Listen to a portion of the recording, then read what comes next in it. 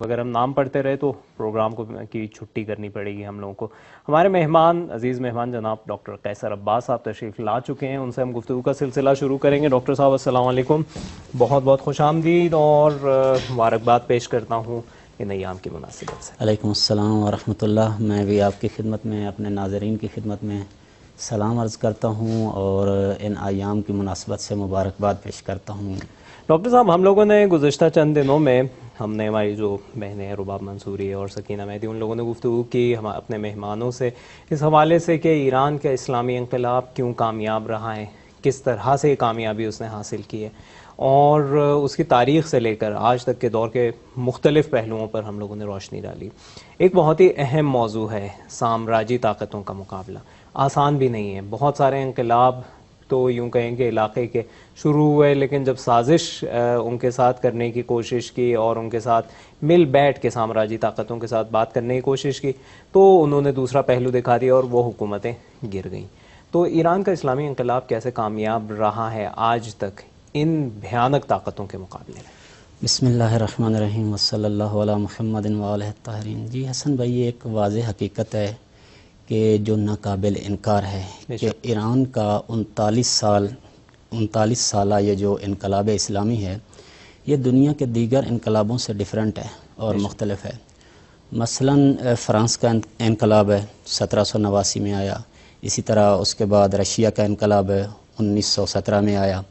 یہ سارے انقلاب, اس کے علاوہ چین کا انقلاب ہے, یہ انقلاب بہرکیف ایک دنیا کے یعنی دنیاوی سسٹم کے تحت تھے. مثلا اگر ان انقلابوں کی اشتراکات کو ہم دیکھیں تو انقلاب اسلامی کا جو ان کے خلاف, ان کے برعکس ایک منفرد اعجاز ہے یا منفرد خصوصیت ہے, وہ یہ ہے کہ یہ للہیت اور دین کی بنیاد پہ رکھا گیا, جبکہ دیگر انقلاب جو ہیں ان میں واقعاً اقتصاد, مادیات, دنیا, یہ وہ سارا کچھ مطرح تھا, بیاں مہم تھا. لیکن اچھا جب ماہرین انقلاب یا ماہرین دانشوروں نے جب مختلف انقلابوں کو نام دینے کی بات کی تو جب انقلاب اسلامی کو نام دینے لگے تو اس انقلاب کو انہوں نے پابرہنہ لوگوں کے انقلاب کے نام سے یاد کیا. یعنی وہ لوگ جو بالکل دنیا میں دھدکار دیے گئے تھے, دیوار کے ساتھ لگا دیے گئے تھے, ان کو دنیا میں ان کے حقوق سے محروم کر دیا گیا, یہ ان لوگوں کا انقلاب تھا. یعنی غریب غربا اور فقراء کا انقلاب تھا. خوب, اس انقلاب کی جو آج تک پائیداری اور موفقیت کا بنیادی راز ہے, واقعاً کوئی شخص مثلا کسی بچے سے بھی آپ پوچھ لیں, وہ للہیت ہے.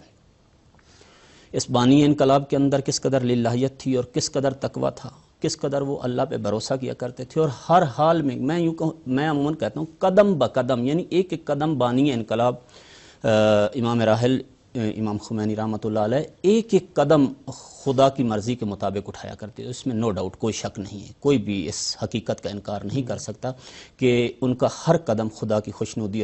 اور پھر جب ہر قدم بانی انقلاب کا خدا کی خوشنودی کے لیے تھا تو خدا نے اس انقلاب کو کیسے بچایا, یہ بھی اعجاز نما ہے, معجزہ ہے. واقعاً کسی کو آپ طبس کی ریت کو دیکھ لیجئے, طبس کی ریت کو, کہ جس نے کتنے بڑے بھیانک سازش اور منصوبے کو جو ہے ریت کے ذرات نے خاک میں ملا دیا. بے شک.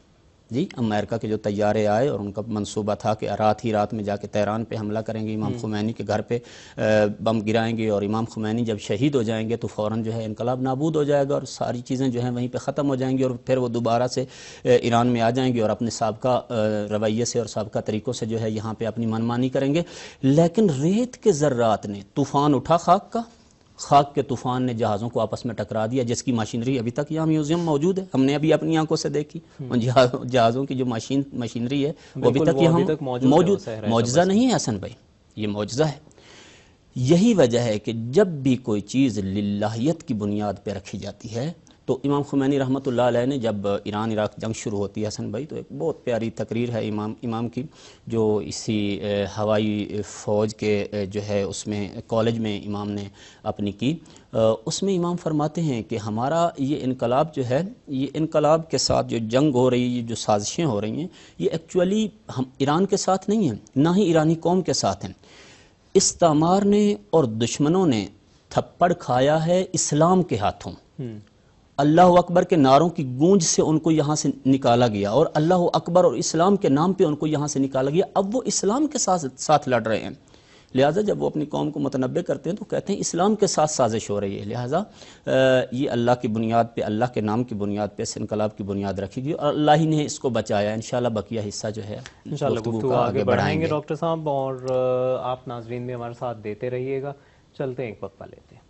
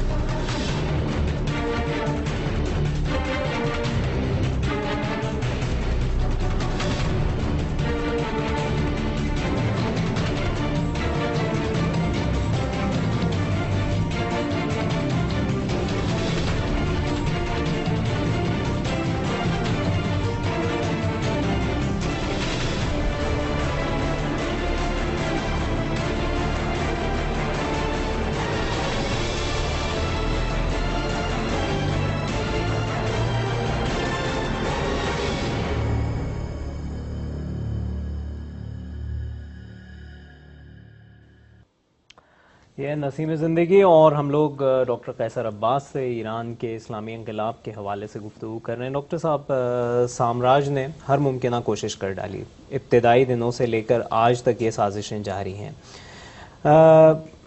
آپ نے کہا کہ اس انقلاب نے خدا کو محور قرار دیتے ہوئے یعنی یہ آگے بڑھنے کا مشن شروع کیا اور اس پہ باقی ہے، تو اس پہ باقی رہنا بہت اہم ہوتا ہے، یعنی جب آدمی ایک کام شروع کرے اس پہ باقی رہے۔ یہ عوام نے کس طرح ساتھ دیا؟ مشکلات شروع کے دنوں میں یہ اتنی ہو گئی تھی کہ واقعی ناقابل برداشت تھیں، اگر دیکھا جائے کام انسان کی حیثیت سے دیکھا جائے۔ جی حسن بھائی، اس میں کوئی شک نہیں ہے، کوئی بھی کام ہو اس کا کر لینا آسان ہے، اس کو ادامہ دینا یا اس کو جاری رکھنا یہ ایک مشکل، مثلا انقلاب ہی ہے، انقلاب کرنا آسان ہے لیکن انقلاب کو بچا کے اس کے اصلی راستے پہ لے کے آگے بڑھنا یہ بہت مشکل کام، یعنی انقلاب کرنے سے یہ مشکل کام ہے، انقلاب کو بچانا اور پھر اس کو اسی راستے پہ لے کے چلنا جس راستے پہ انقلاب کرنے والوں نے انقلاب کیا تھا۔ انقلاب اسلامی ایران تاریخ نہ فقط ایران کی تاریخ کا بلکہ تاریخ اسلام کا ایک ایسا منظر یا ایک ایسا واقعہ ہے کہ جس کا انکار تاریخ اسلام میں ناقابل ممکن ہے، اور یہ ایک ایسی حقیقت ہے کہ جس حقیقت کا کوئی شخص اس وقت منکر نہیں ہو سکتا۔ امام خمینی نے اپنے ابتدائی دنوں میں جب یہ ایران عراق 8 سالہ جنگ شروع ہوئی تو وہاں پہ ایک تقریر کرتے ہوئے فرمایا، ہم نے اس جنگ سے بہت کچھ پایا۔ سب سے پہلے تو ہم نے دنیا کو دکھایا کہ دنیا کی بڑی بڑی طاقتوں کا 8 سال تک مقابلہ کیا جا سکتا ہے۔ دوسری بات ہم نے یہ کی کہ ہم نے اس انقلاب کو نہ فقط ایران میں محدود رکھا بلکہ دوسرے ملکوں میں صادر کیا، دوسرے ملکوں میں اس انقلاب۔ تیسری بات یہ کہ ہم اپنے پاؤں پہ کھڑے ہونے کے قابل ہو گئے۔ چوتھی بات یہ کہ ہم نے اسلامی اقدار کو بچایا اور اسلامی اقدار کی بنیاد پہ ایک ملک کا نظام چلا کے دکھایا اور دنیا کو اس بات کا باور کروا دیا کہ جن کو تم قابل شکست سمجھتے ہو ان کو شکست دی جا سکتی۔ یعنی فوائد اتنے ہیں، میں نے آج بھی ایک کتاب دیکھتا رہا ہوں، اس میں واقعاً بیان کرنے کا ٹائم نہیں ہوگا یہاں پہ۔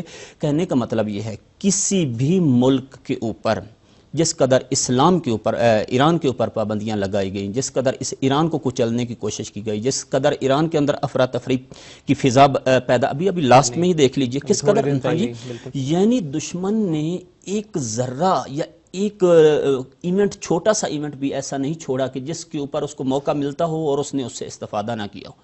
اس نے ہر ممکن کوشش کی، لیکن روز بروز اس انقلاب نے نہ فقط یہ کہ عقب ماندہ ہوا یا پیچھے کی طرف ہٹا بلکہ روز بروز آگے بڑھتا چلا گیا۔ آج ہر کوئی مان رہا ہے کہ ایران ایشیا میں اور خطے میں ایک بہت بڑی پاور بن چکا ہے، اتنی بڑی پاور بن چکا ہے کہ کوئی بھی خطے میں فیصلہ کرنا، انٹرنیشنل فیصلہ کرنا، یعنی ایسا فیصلہ کرنا ایران کے مشورے کے بغیر وہ کامیاب نہیں ہو سکتا۔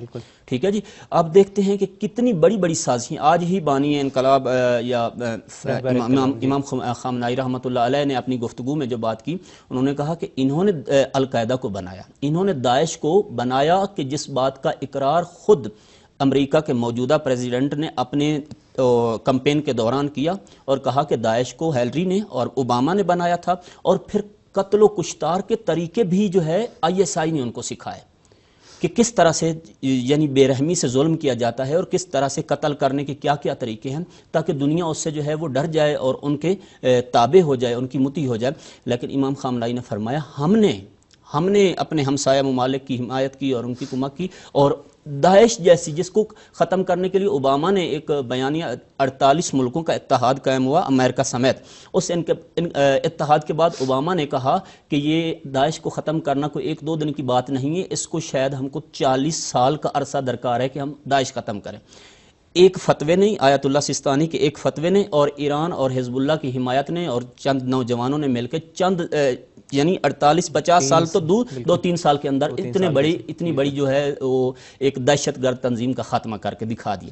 یہ ہے انقلاب اسلامی اور اس کی برکت آج آپ فلسطین میں دیکھ سکتے ہیں، اس انقلاب کی برکت آج آپ لبنان میں دیکھ سکتے ہیں، اس انقلاب کی برکت آج آپ یمن میں دیکھ سکتے ہیں۔ میں ایک چیز پوچھنا چاہ رہا ہوں، وہ یہ ہے کہ یہ ساری چیزیں علاقے کے فائدے میں، عوام کے فائدے میں، سامراجی طاقتیں جو ہیں، جو امریکہ، اسرائیل، اس طرح کی باقی جو مغربی حکومتیں خاص طور پر جو مخالفت کر رہی ہیں اتنا ایران کا، اس کی وجہ کیا ہے؟ یہ تو ان کے فائدے میں بھی ہے۔ وہی عرض میں کر چکا کہ ان کی وجہ یہ ہے کہ وہ کبھی بھی وہ لوگ جن کو مستضعف بنا دیا گیا ہے، جن کو دیوار کے ساتھ لگا دیا، جن کو ایک صدیوں سے یعنی جن کو انہوں نے اپنا ایک غلام اور بردہ بنا کے رکھا ہو، ان کی حکومت کبھی نہیں تسلیم کریں گے، ان کو اپنے مقابلے میں کبھی ایک برابر کی طاقت نہیں مانیں گے، اور نہ ماننے کو تیار ہیں وہ۔ لہٰذا یہ سب سے بڑی چیز ہے جو ان کے دل میں کھٹک رہی ہے کہ اسلام اتنا پاورفل نہ ہو جائے کہ یہ دوبارہ سے جو ہے دنیا کو اپنے قبضے میں لے لے۔ ڈاکٹر صاحب گفتگو جاری رکھیں گے، اور ضروری ہے کہ واقعی ہم لوگ اپنی تاریخ کے بارے میں، اسلام کی تاریخ کے بارے میں، کن کن حکومتوں کے اسلام جو ہے کن لوگوں کے ہاتھ میں چلا گیا تھا تاریخ میں، اور پھر ایران کے اسلامی انقلاب کی توسط سے اس کو اصلی شکل اس کی واپس ملی، اس کے بارے میں پڑھا جائے اور مطالعہ زیادہ سے زیادہ کریں انشاءاللہ۔ ہم لوگ چلتے ہیں پروگرام کے اگلے حصے کی جانب، آپ کی خدمت میں حاضر ہوں گے اس کے بعد۔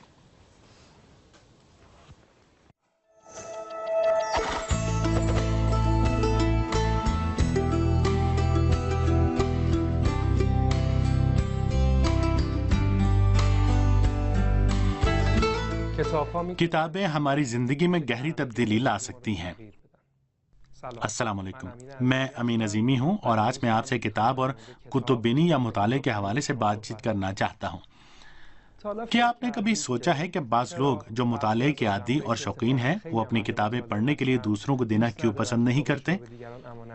شاید بعض لوگ اس بات کو ترجیح دیں کہ وہ اپنی ذاتی اشیاء اپنے لیے محفوظ رکھیں، لیکن کیا ہم کہہ سکتے ہیں کتاب بھی ٹوتھ برش اور کنگھی کی طرح ایک ذاتی چیز ہے؟ یقیناً نہیں۔ تو پھر کیوں بہت سے لوگ اس بات کو ترجیح دیتے ہیں کہ وہ اپنی کتاب امانت کے طور پر کسی کو بھی نہ دیں؟ شاید ہم بھی انہی لوگوں میں سے ہوں کہ جنہوں نے دوسروں کے لیے ایسا تلخ تجربہ چھوڑا ہو، یعنی جب ہم نے ان کی کتابیں مطالعے کے لیے لیں، لیکن ہم نے ترجیح دی کہ لاپرواہی کا مظاہرہ کرتے ہوئے اور بغیر کوئی توجہ دیے کتاب کے کونے موڑ دیں۔ کتاب کے مختلف صفحات پر پینسل یا بال پین سے لکیریں کھینچیں یا کوئی چیز لکھیں، اور ہماری اس بات پر کوئی توجہ نہ ہو کہ اس کتاب کی بھی کسی زندہ مخلوق کی مانند ایک مفید عمر ہوتی ہے۔ ہم نے بھی اس کتاب کے ساتھ جیسا ہمارا دل چاہا سلوک کیا۔ مثلا جب ضروری ہوا کہ کسی چیز پر وزن رکھا جائے تو ہم نے کئی کتابیں اکٹھی کر کے وہاں رکھ دیں، صرف اس لیے کہ ہمارا کام بن جائے۔ لیکن حقیقت یہ ہے کہ ایسا نہیں کرنا چاہیے۔ امانت داری ایک ایسا اہم نقطہ ہے کہ جس پر کتاب اور مطالعے کے سلسلے میں توجہ دینی چاہیے۔ یہ بات حتیٰ لائبریری سے لی جانے والی کتابوں پر بھی صادق آتی ہے۔ اس لیے ہم پر لائبریری کی کتابوں کی نگہداشت کی ذمہ داری بھی عائد ہوتی ہے۔ ہمیں یہ امکان بھی فراہم کرنا چاہیے کہ دوسرے بھی ان کتابوں سے فائدہ اٹھا سکیں۔ لیکن کیا آپ کے ساتھ کبھی ایسا ہوا ہے کہ آپ نے کوئی کتاب پڑھنا شروع کی اور ایسی جگہ پر پہنچے کہ جہاں آپ نے دیکھا کہ اس کے کئی صفحے موجود نہیں ہیں؟ کیوں؟ اس لیے کہ آپ سے پہلے ایک ایسے شخص نے یہ کتاب لی تھی کہ جو بہت لاابالی تھا اور مطالعے میں بھی زیادہ دلچسپی نہیں رکھتا تھا۔ اس کتاب کے کئی صفحات پھاڑ کر اپنے پاس رکھ لیے تھے۔ یہ واقعی ٹھیک نہیں ہے۔ ہم اگر اچھے امانت دار بننا چاہتے ہیں تو ہمیں کتابوں کا احترام کرنا چاہیے۔ اس کے ساتھ ہی ہمیں اس بات پر توجہ دینی چاہیے کہ ہم پڑھنے کے لیے دوسروں سے کتابیں لینے کے سلسلے میں اپنے دوستوں کے لیے تلخ تجربہ اور یاد نہ چھوڑیں۔ اگر ہمیں کوئی کتاب اس کی مقررہ مدت پر واپس کرنی چاہیے تو ہمیں یہ کام وقت پر ضرور کرنا چاہیے۔ یقین کیجئے کہ ایک بہت ہی قیمتی گاڑی اور ایک کتاب کو ادھار لینے میں کوئی فرق نہیں ہے۔ یہ درست ہے کہ شاید بہت سے مواقع پر کتاب کی زیادہ مادی قدر و قیمت نہ ہو، لیکن اس کی معنوی قدر و قیمت اور اس کے چاہنے والے اس سے جو لگاؤ رکھتے ہیں، اس کا آپ کسی چیز سے موازنہ نہیں کر سکتے۔ اس کے ساتھ ہی ساتھ میں اس بات کی جانب بھی اشارہ کرنا چاہتا ہوں کہ جب آپ کتاب کے ورق کو پلٹ رہے ہوتے ہیں تو اس بات کا خیال رکھیے کہ گیلی انگلی سے صفحہ مت پلٹیے، اس سے اس پر داغ پڑ جاتا ہے۔ تو براہ مہربانی ایسا مت کیجیے۔ یا آپ یہ نشانی رکھنا چاہتے ہیں کہ آپ نے کہاں تک کتاب پڑھ لی ہے تو آپ کتاب کی نشانیوں سے استفادہ کیجیے۔ یہ آپ کو ہر بک اسٹور پر بہت سے رنگوں اور ڈیزائنوں میں مل جائیں گے۔ اس نشان کے باعث اس کتاب کو پڑھنے کے سلسلے میں آپ کے اندر بہتر احساس پیدا ہوگا، اس لیے کہ وہ کتاب آپ سے بات کر رہی ہے، آپ سے رابطہ قائم کر رہی ہے۔ آپ بھی اس کی قدر و قیمت اور احترام کو ملحوظ خاطر رکھیں۔ یاد رکھیں کہ امانت دار ہونے کا مطلب صرف یہ نہیں ہے کہ آپ ایک کتاب لیں اور اسے صاف ستھرا رکھیں، بلکہ اس کا مطلب یہ بھی ہو سکتا ہے کہ اس موقع پر بہترین فائدہ اٹھائیں اور بہت دقت اور غور سے اس کتاب کو پڑھیں بھی، اور اگر کوئی بہتر آئیڈیا ہو تو اس کتاب کے مصنف تک پہنچائیں۔ شاید یہ بھی ہو سکتا ہے کہ ہمارے گھر میں جو اضافی کتابیں ہوں وہ ہم لائبریری کو دے دیں، اور اس طرح ہم لائبریری کو پھیلانے اور ان افراد کی تعداد کو بڑھانے کا راستہ ہموار کریں کہ جو کتاب پڑھنے میں دلچسپی رکھتے ہیں۔ یاد رکھیے کہ ہمیں ایک اچھا امانت دار بننا ہے تاکہ ہماری وجہ سے زیادہ کتابیں پڑھی جا سکیں۔ آئندہ پروگرام تک اجازت دیجیے۔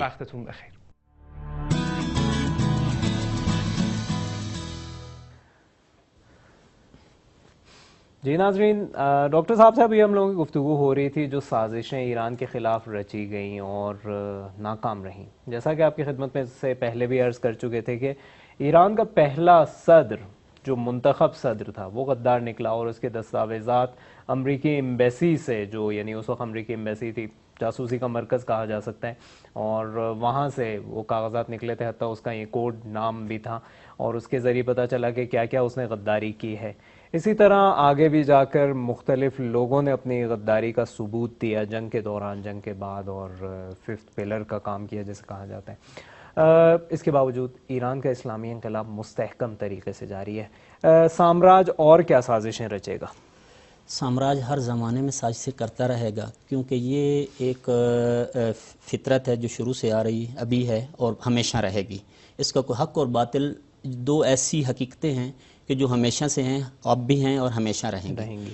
لہٰذا ہمیں چاہیے کہ ہم باطل کے ہر سازش کے مقابلے میں خود کو اس کی سازش سے پہلے تیار رکھیں۔ اور آج اگر ایران کی کامیابی ہے تو ان کامیابیوں میں ایک کامیابی یہ ہے کہ یہ دشمن کی سازش کو وقت سے پہلے جج کر لیتے ہیں، اس کا اندازہ لگا لیتے ہیں، اور اس سے پہلے یہ خود کو تیار کر لیتے ہیں۔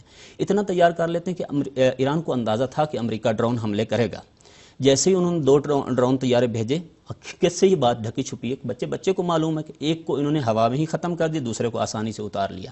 اب جب آسانی سے اتار لیا حسن بھائی، تو اس میں جو نقص تھا، جس نقص کی بنیاد پہ انہوں نے اتار لیا تھا اس نقص کو ختم کر کے پھر آغا خاتمی جمعے کے خطبے میں اعلان کرتے ہیں، ہاں اب ہم وہی ڈرون اڑا رہے ہیں، کسی کی طاقت ہے تو اس کو اتار کے دکھائیں۔ مطلب کیا ہے؟ مطلب یہ کہ انہوں نے بیفور ٹائم اپنے آپ کو ایڈوانس اور تیار کیا ہوا تھا۔ اور اس سے ایک دوسرا جو پیغام جاتا ہے وہ یہ ہے ناظرین کو کہ آپ دیکھ سکتے ہیں کہ دنیا میں امریکہ سپر پاور ہے، اور سپر پاور کا ڈرون اگر کوئی اتار لیتا ہے اور اس میں جو نقص ہے اس کو ختم کر لیتا ہے تو گویا وہ سپر پاور سے اگلی پاور ہے، یعنی اس کے پاس اس سے بہتر ٹیکنالوجی ہے۔ ٹیکنالوجی کی دنیا میں وہ اس ملک سے آگے نہیں، کیونکہ اگر اس ملک کے برابر بھی ہوتا تب بھی فقط ڈرون اتار لیتا، اس کا نقص تو ختم نہ کر سکتا نا۔ اس ڈرون کا نقص ختم کر کے اس کو فضا میں دوبارہ اڑانا اور یہ اعلان کرنا کہ تم میں دم ہے تو اب اس کو اتار کے دکھاؤ، یہ اس بات کا ثبوت ہے کہ ہماری ٹیکنالوجی تمہاری ٹیکنالوجی سے ایڈوانس ہے، آگے ہے، اور ہم ایڈوانس، یعنی یہی وجہ ہے کہ یہ سازشوں کو پہلے سے درک کر لیتے ہیں اور ان سازشوں کے لیے کوششیں کرتے ہیں اور تیار ہو جاتے ہیں۔ آج اگر دنیا کے اسلامی ممالک ایران کے اسی خط کو، جس خط پہ ایران چل رہا ہے، اس پہ جو ہے وہ چلنے لگ جائیں تو یقین کریں اسلام کی وہ طاقت جو قرآن نے اسلام کے لیے بشارت دی اور نوید دی ہے، اور پیغمبر گرامی اسلام سے قرآن نے فرمایا ہے لِيُظْهِرَهُ عَلَى الدِّينِ كُلِّهِ، میرے حبیب میں تیرے دین کو پورے ادیان پر غالب کر دوں گا، میں تیرے دین کو پوری دنیا پہ غالب کر دوں گا، اور دین اسلام کا پوری کائنات میں بول بالا ہوگا۔ وہ وعدہ قرآن کا برحق اور سچا ثابت ہو جائے. آج اگر پوری دنیا کے ممالک فقط ایران ہی کی تقلید کر لیں، بھائی یہ تو کوئی معصوم کا زمانہ نہیں ہے، یہ آج ہمارے اپنے زمانے کی بات ہے، اور یہ سارا کچھ ہم اپنی آنکھوں سے حسن بھائی دیکھ رہے ہیں. ڈاکٹر صاحب گفتگو جاری رکھیں گے. ایران کے اسلامی انقلاب کا پہلے دن سے نعرہ تھا نہ شرقی نہ غربی. اس حوالے سے ایک ساتھیوں نے ہمارے ایک قصہ تیار کیا ہے، وہ دیکھیں.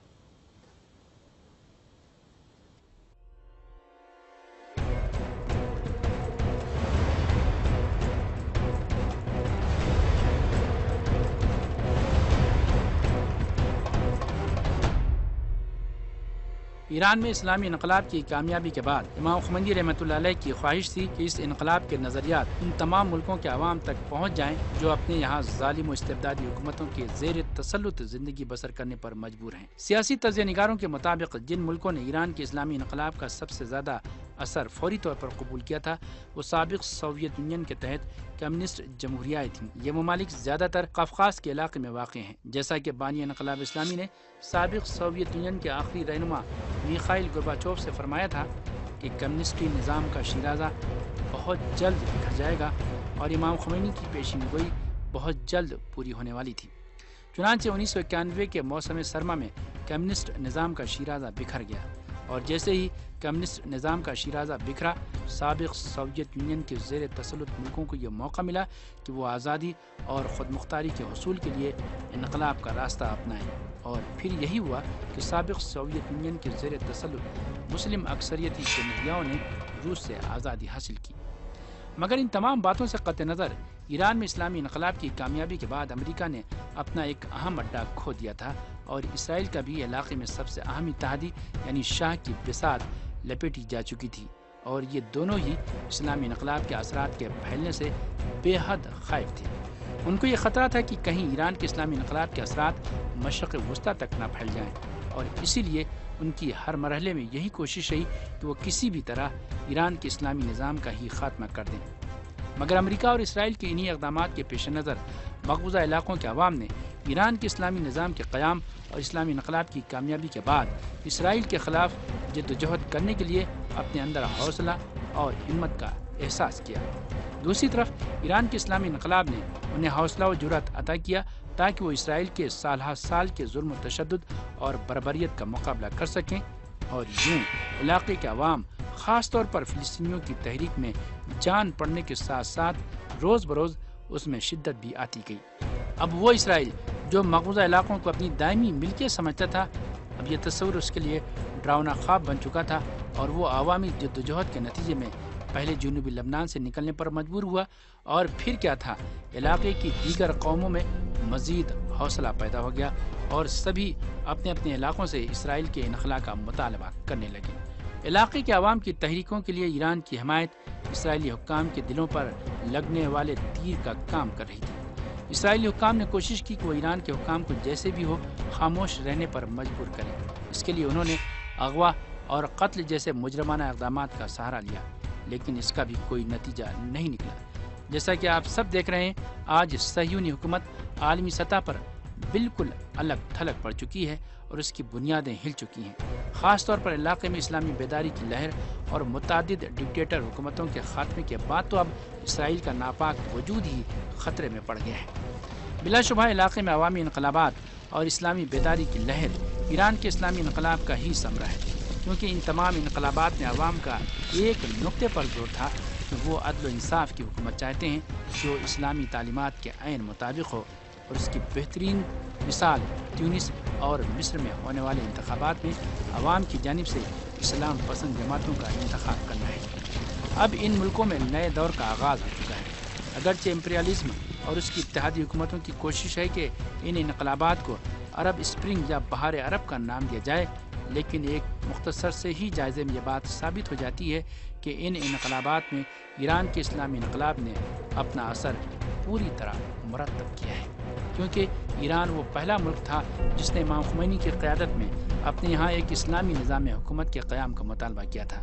اور اگر آج ان ملکوں پر ایران کے اسلامی انقلاب کے اثرات کو مرتب ہونے میں 3 اشرے لگ گئے تو اس کی وجہ بھی یہی ہے کہ مغرب اور اسرائیل نے پوری کوشش کی تھی کہ ان اثرات کو دور رکھا جائے، لیکن سر انجام ایران کے اسلامی انقلاب کے اثرات علاقے کے عوام پر مرتب ہو کر رہے اور امام خمینی کی خواہش بھی پوری ہوئی اور اب علاقے میں مغربی سامراج کا اثر دم توڑتا دکھائی دے رہا ہے۔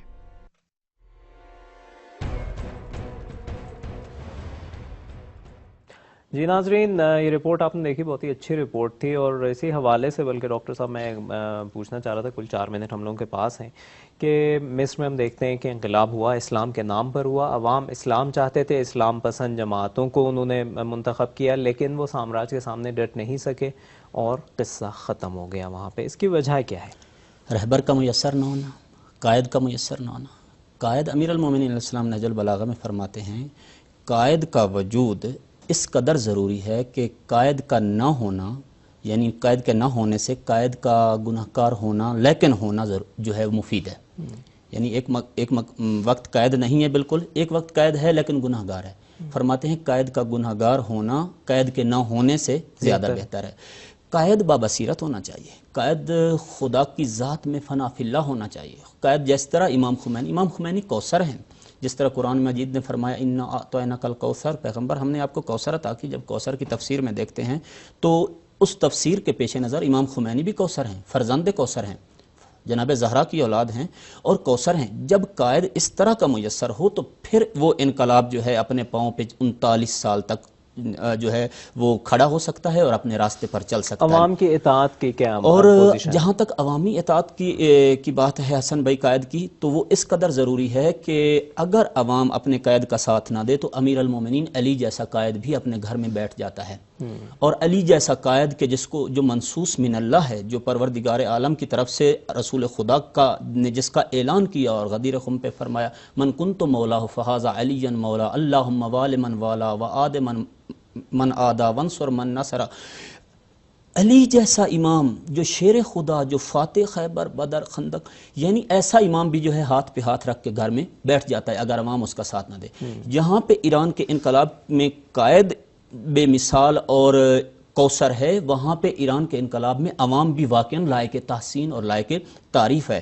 یہی وجہ ہے کہ آپ امام خمینی رحمۃ اللہ علیہ کی گفتگو کو دیکھ لیں، امام خامنائی کی گفتگو کو، انہوں نے جب بھی بات کی عوام کی بات کی۔ آج کی گفتگو کو بھی میں سن رہا تھا، امام خامنائی نے فرمایا کہ مسئولین جو یعنی ملک کے عہدیدار ہیں، ان کو چاہیے کہ عوام کو پہچانے کہ یہ عوام کون ہے۔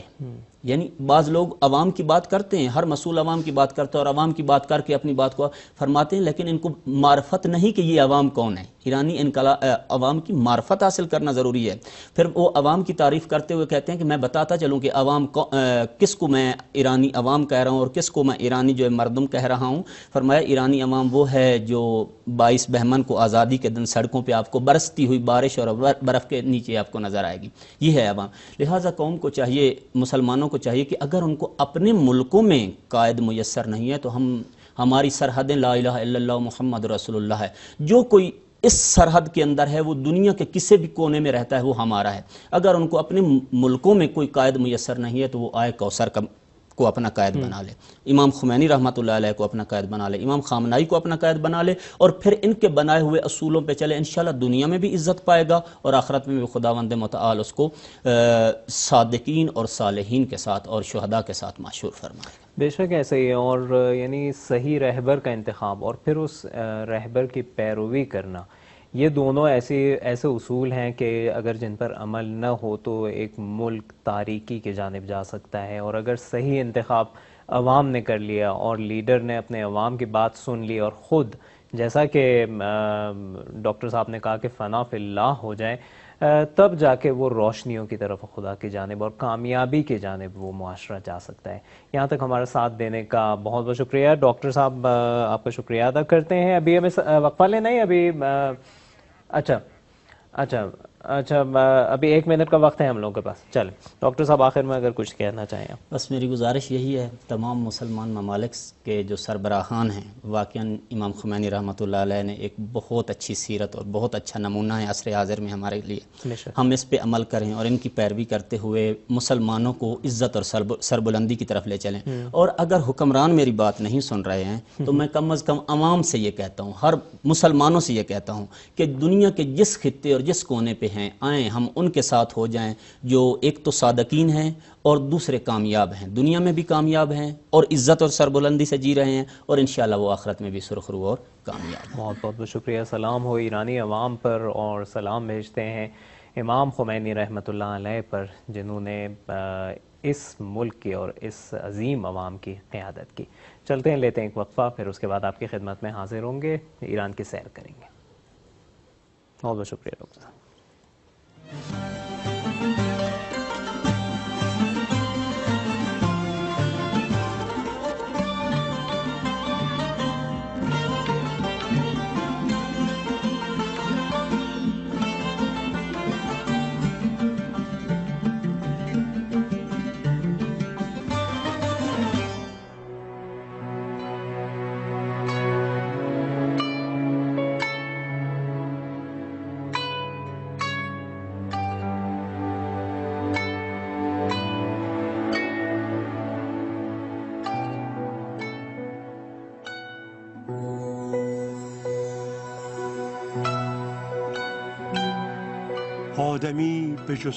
انسان خدا کی تلاش میں ہے، سکون کی تلاش میں، اور کتاب الہی میں آیا ہے کہ خدا کی یاد دلوں کو سکون عطا کرتی ہے۔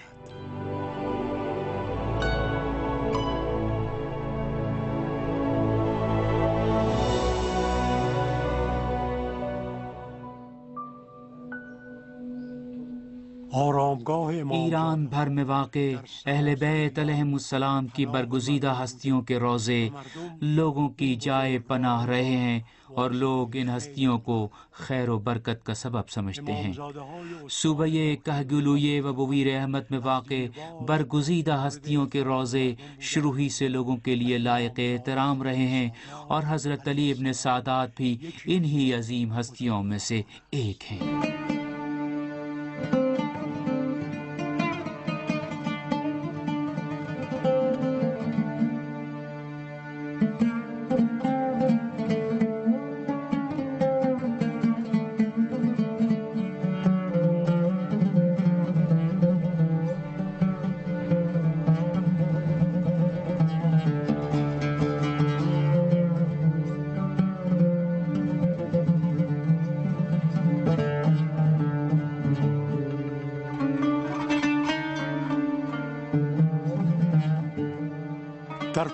کوہ ساور سے تھوڑے فاصلے پر ایک خوبصورت گھاٹی کے درمیان، جو درہ آخوند کے نام سے مشہور ہے، سادات نامی خوبصورت قصبہ اور آخوند نامی قریہ واقع ہے۔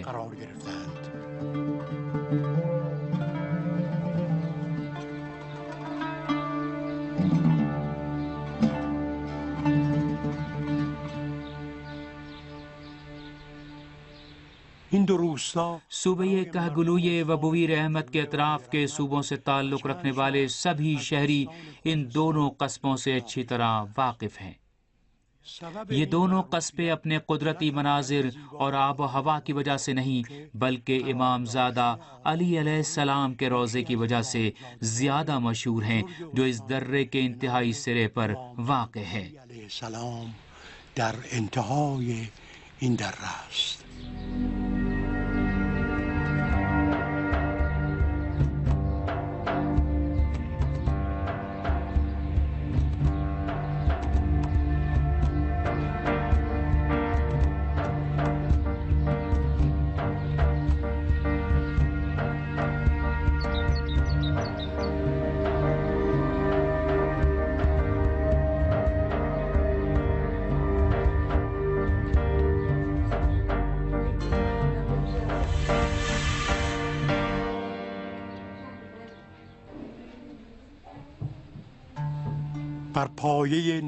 قدیم تحریروں اور شجرہ ناموں کی روح سے امام زادہ علی علیہ السلام امام محمد تقی علیہ السلام کی اولاد ہیں۔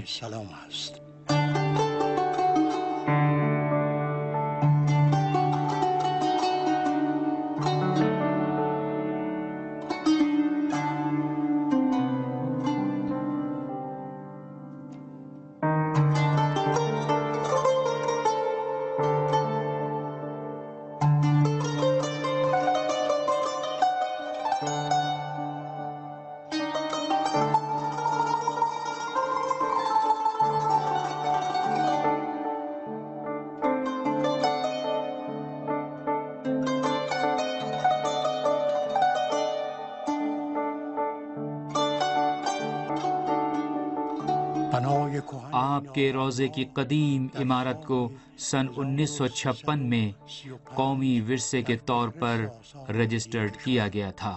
به ثبت رسیده است. ایران استان صوبہ کہگیولوی و بویر احمد شہر چرام سرفاریاب 85 کلومیٹر یاسوج سپیدار ہائی وے پر بستی سادات۔ سادات.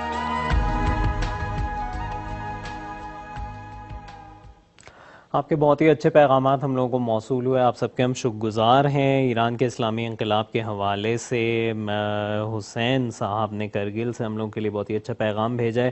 وہ لکھتے ہیں کہ دین اسلام کے سیاسی مکتب فکر کو پیش کرتے ہوئے امام خمینی نے دشمنان اسلام کی 150 سالہ فکری اور سیاسی کوششوں کو ناکام کر دیا۔ بے شک ایسا ہی ہے، اور اگر اس اسلامی انقلاب کے مختلف پہلوؤں پر غور کریں تو یقیناً آپ کو بہت ہی انوکھی چیزیں حاصل ہوں گی۔ کس طرح سے لوگوں میں جذبہ تھا اطاعت کرنے کا، یہ بہت اہم چیز ہوتی ہے کہ مثال کے طور پر جنگ کے زمانے میں جب ایران پر جنگ مسلط کی گئی تھی تو جب حملہ ہوا مختلف شہروں پر، کئی شہر تھے جن پر ضد انقلاب افواج نے، انقلاب مخالف افواج نے قبضہ کر لیا تھا، تو امام خمینی رحمۃ اللہ علیہ کے ایک فرمان سے سب یوں کہہ سکتے ہیں امٹ پڑے، اور وہاں پر جا کے انہوں نے واپس لے لیا وہ پورا علاقہ، اور امام خمینی نے کہا اس علاقے کو آزاد ہونا چاہیے، اور بس یہ کہنا تھا امام خمینی کا کہ عوامی یعنی رضاکار فورس بڑی تعداد میں وہاں پہ تعینات کر دی گئی، اور خود جو ہے رضاکار طور پر وہاں پہ پہنچے لوگ تاکہ اس کو آزاد کریں ہر حال پر، کہ امام خمینی ہمارے قائد نے یہ بات کہی ہے۔ اور جیسا کہ ڈاکٹر صاحب نے کہا کہ حتیٰ اگر حضرت علی علیہ السلام جیسی شخصیت ہو اور عوام اس کی اطاعت نہ کریں تو یقیناً وہ لیڈر، وہ رہبر جو ہے وہ تنہا پڑ جاتا ہے، اور اس کی بات وہ اپنے الہی مقاصد کو پورا کرنے میں ناکام تو نہ صحیح لیکن تاخیر آ جاتی ہے اس کے اقدامات میں۔ آپ کے پروگرام میں یعنی نسیم زندگی پروگرام میں سنیچر کے دن اسلامی انقلاب کی کامیابی میں امام خمینی رحمۃ اللہ علیہ کی کامیابی، میثاں رضا خان صاحب انشاءاللہ تشریف لائیں گے، اس حوالے سے گفتگو کریں گے۔ تو پرسوں تک کے لیے ہم سب کو اجازت دیجیے، خدا حافظ۔